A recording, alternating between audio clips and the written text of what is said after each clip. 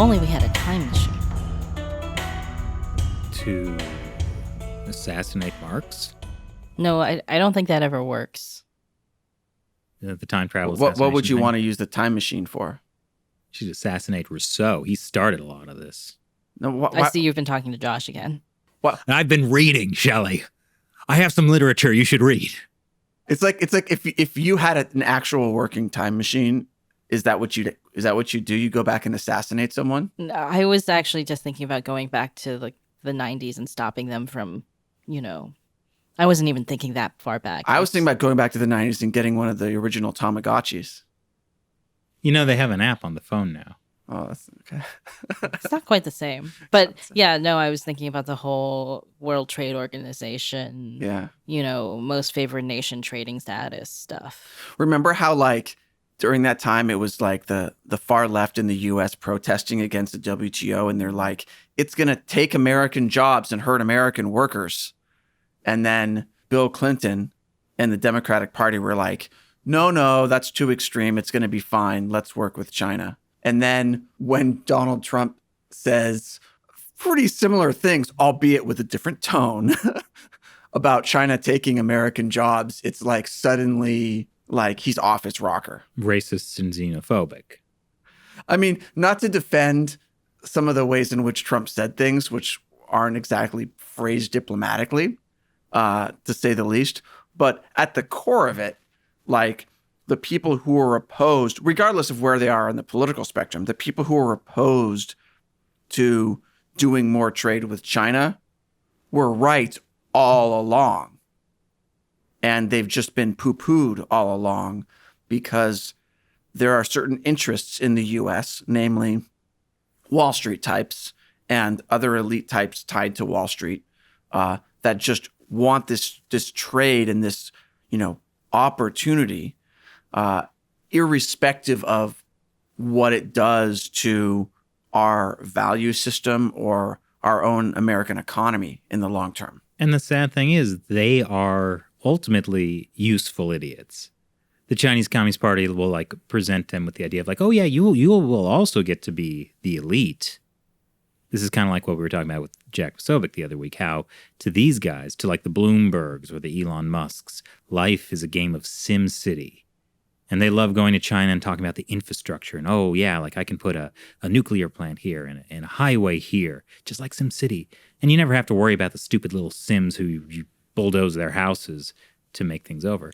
But at the end of the day, the Wall Street types, if the Chinese Communist Party is successful at establishing what it's very close to establishing, the Wall Street types aren't going to be in charge. They aren't going to be making money. They're going to lose everything. I mean, they already have successfully throughout many, many industries. Mm-hmm. It's just that, first of all, people are embarrassed about this. So when it happens, nobody talks about it. Like when they take over all of the solar panel manufacturing, or they take over the wind turbine manufacturing.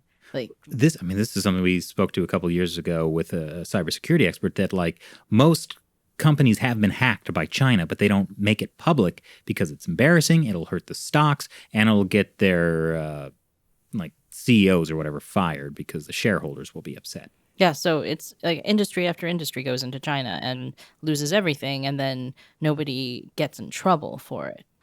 Manufacturing goes, then, pharmaceutical companies, Hollywood, just industry after industry. Now Hollywood was the last big one, and now finance is the new one that's going in. We talked about BlackRock, Merrill Lynch, Citi, all of these companies. The good thing is that when these giant companies like Citigroup go into China and lose tons of people's money, it's not their money? It's not their money. And also, they're too big to fail, so the government will just bail them out through, printing money or using taxpayer dollars. So that's kind of solves that problem, Shelley. Well, the nice thing about an ideological war is that, when people become aware of it, that's already a huge step in the war. Because what we don't want is a kinetic war. Actual, guns being fired, bombs going off. And the best protection from a kinetic war is the ability of the United States to have deterrence. But that requires the United States to still have power, to have a strong military, to have financial systems intact, to prevent China from creating its own system that is cushioned from anything the United States can do. So the further this goes, the weaker U.S. deterrence gets. And the weaker U.S. deterrence gets, closer to kinetic war we will actually get to. Taiwan will suffer first for this. Right. Well, so you're arguing that the best way to stop kinetic war with China is for the U.S. to be so prepared for kinetic war that it acts as a deterrent, right? It's very similar to how the U.S. dealt with the Soviets. Right. So let's now map that onto everything else that China is currently at war with the U.S. over, whether it's, drug warfare, media warfare, legal warfare, and so on, right? If the U.S. could be robust enough in its own systems, then that would act as a deterrent to stop China from taking over. So like manufacturing, for example, the Communist Party sees itself in a sort of trade and manufacturing war with the United States. And they actually view it as this warfare. And so if America can have its own system of manufacturing robust enough, then that's a deterrent for China to be able to use it for anything, because they just can't. And so now map that onto like everything else. Just a quick for example for that point. At the start of the coronavirus outbreak, the U.S. doesn't manufacture any PPEs anymore. Oh yeah, I want to talk about this. And so at the start of the outbreak, China told the Trump administration, don't talk about the origin of the coronavirus. Otherwise, we're going to cut you off from getting PPEs. And that would have cost American lives. Right. But you could say, America had no way of knowing that PPE was going to be a thing in 2020 that we would need to have manufactured in the U.S. But they could have, actually. Well, they could have. But my point is that there's a whole bunch of things that we've offshored to China, whether it's manufacturing or just even other things, printing books and so on. Hey, maybe we should be able to make antibiotics here again. Right. And so everything that we don't know, we can't imagine that China's going to use this against us, but doesn't matter. We still need to have it be here. And there's a really strong argument for being able as a sovereign nation to control your own industries or have them, at least within your borders. It's going back to traditional nation states instead of this globalist. Right. Or if you had to have them outside your borders, you would want them in places a friendly country, yes. like Canada or UK. I mean, I have Mexico. But yeah, we're countries that you're very unlikely to go to war with, right? We're not currently in a war with, like China. Well, we're not at war with China. China's at war with us. What can I throw at you? Well, no. Well, that actually is a good point. He's right. Yeah. I thought you were going somewhere else with that. But yeah, you are right. They had war with us. We're not at war with them. We talked a lot about this on America Covered, especially at the beginning of the pandemic, about how there were American companies manufacturing PPE. They all offshored to Mexico or China. There was only one company manufacturing surgical masks in the U.S. anymore, called Prestige Ameritech. And essentially, they had gone through this with swine flu back in, what year was that, 2014? 2008 or 9, I thought. No, it was earlier. It was 2009-ish. Okay, well, it was during the Obama administration. But there was swine flu, and they basically, we ran out of surgical masks and PPE. And then, the American government and hospitals, whatever, were buying from Prestige Ameritech, and companies promised them that they would buy from them. So they, hired a bunch of people, got all these new machines. And then after the swine flu ended, they almost went out of business because everybody went back to buying cheap masks from China. And they were purposefully keeping the prices low. Yeah. And so this is happening again right now. So there are companies that have started in the U.S. to manufacture N95s and surgical masks in the U.S., and they're currently being undercut by China dumping cheap masks, like for a few cents each, to the U.S. And it's not that they're manufactured. Yeah, it's cheaper to make a mask in China, but this is cheaper than the manufacturing price. They're actually dumping masks. So these companies are about to go out of business, these American companies. There's a company called Armbrust American that said they probably can only, they started during the pandemic to make surgical masks and N95s. And they're like, we probably can only run for another 4 months if nothing happens, if hospitals don't stop buying the Chinese masks and start buying the American masks again, if the US government doesn't start, ordering from us this kind of, or protect us in some way, right? Maybe tariffs, different things. So we went through this already once, and now we got hit with the pandemic, and we're going through it again, where everybody's like, oh, well, now their cheap masks are back. Gotta buy those cheap Chinese masks. It's just insane that we went through this whole thing, and swine flu was not as bad as the coronavirus in terms of the impact it had across society, right? So we should be more aware of the problem of relying on Chinese PPE, especially, Chris, the story that you told about the Chinese government basically threatening the Trump administration. Holding Americans hostage. And earlier during the pandemic, they essentially stopped American companies that were manufacturing in China from bringing those masks to the U.S. While they were still allowing international flights from Wuhan around the world, but they were blocking flights internally.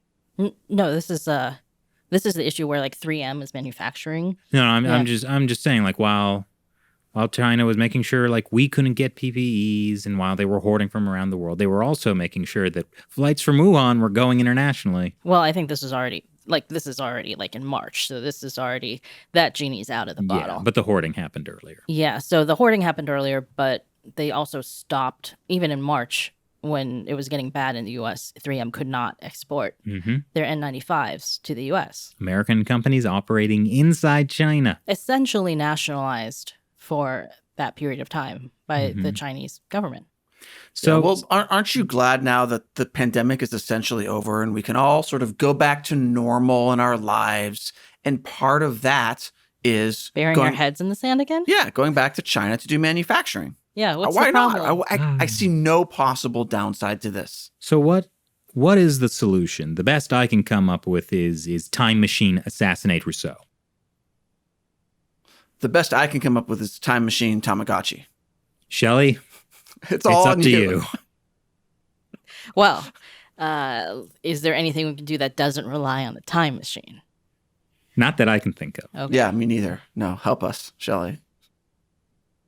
Why do I always have to clean up the mess? Well, I think that basically, it comes down to the American people, because we already know that the elites are not going to do anything about. They have vested interests in China and with the Chinese Communist Party. They're not going to do anything about this. For them, it's about, as long as they can make money, they're not going to say, well, yeah, we should probably pull our manufacturing out of China. It needs to be a conversation Americans are having with each other, because big tech does not like people talking about this kind of stuff.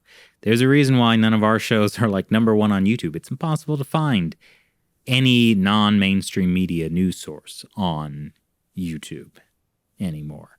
So people need to, I guess, watch our things. But the main point is they need to take this information and educate themselves and talk to others about it. Because we can't rely on just people somehow understanding this. And we need to elect officials that understand when the people understand, they'll elect officials that understand. Because, again, we can't really rely on corporate America. And, I mean, it has to be kind of a populist thing, really. Because there are many U.S. officials that are essentially bought off by the CCP, right? Like there was, what was it? The George Bush Foundation gave I I forget. I'm gonna have to look this up, but it was like this George Bush China Foundation gave their, lifetime achievement medals to Henry Kissinger and Dianne Feinstein like a month ago. I'm getting the name of the foundation wrong, but the idea is this foundation that George Bush, of course, was an ambassador to China back in the day. And then after the Tiananmen Square massacre, he sent a secret delegation to China to reassure the Chinese Communist Party that, like, don't worry, we're gonna have to say some bad stuff about you now, but eventually we're gonna work together again. And the sad thing about this story is, whatever this Bush Foundation is called, that should have been panned in every single media outlet. The fact that they give this award to Kissinger and Feinstein. Quislings. I mean, Henry Kissinger, obviously. By the way, this last week was the 50th anniversary of Henry Kissinger's secret trip to China ahead of Nixon going there. And then, Dianne Feinstein, has been, her husband does so much business in China. She's been in bed with Chinese interests for decades in the Senate. And then, of course, there was the whole her driver was a secret Chinese spy thing. But that almost seems incidental. It's smaller versus everything else she's done. But yeah, it's sad. Like, I mean, there's a lot of media like have great journalists doing great reporting on China.